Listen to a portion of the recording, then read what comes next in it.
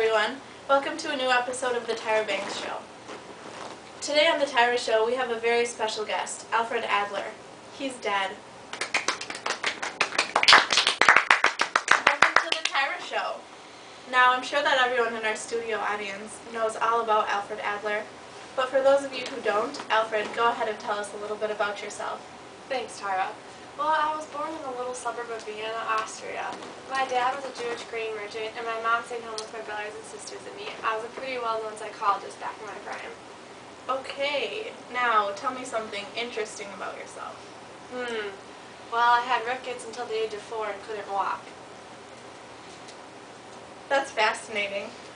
What made you want to become a psychologist? My parents always wanted me to be in the opera because of my bird-like singing voice, but I wanted more for myself. I decided that I wanted to be a psychologist when I was devastated by the death of my youngest brother. I can imagine your pain. I had a pet rabbit that died once. Let's get down to business and hear about some of your psychological theories. Perhaps what I am best known for are my theories of inferiority.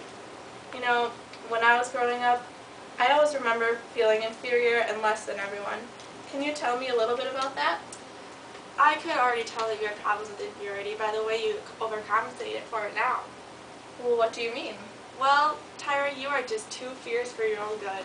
It's clear to me, and my theory will support this, that you have many insecurities that cause you to overcompensate and try too hard to make up for your downfalls. My theory is known as the inferiority complex, and it was groundbreaking in the field of psychoanalysis psychology.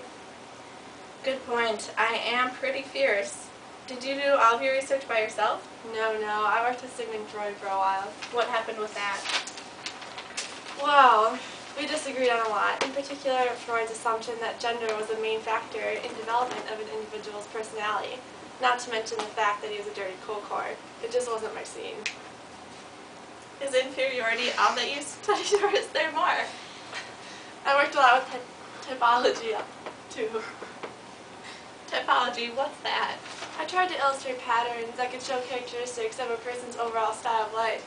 For example, the getting or learning type are those who selfishly take without giving back.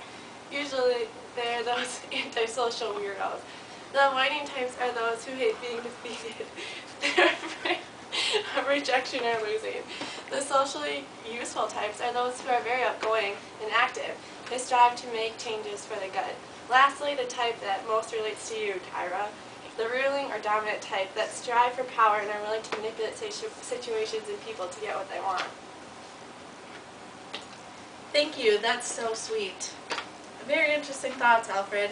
No wonder why you are known as one of the greatest founding influences of individual psychology.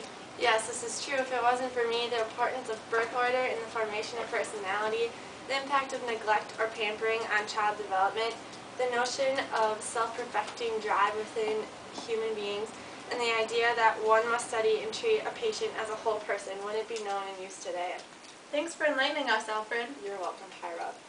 Okay, and that's all the time we have for today. Stay tuned for next week's episode of Tyra Banks Show entitled Cougars on the Prowl for Younger Men.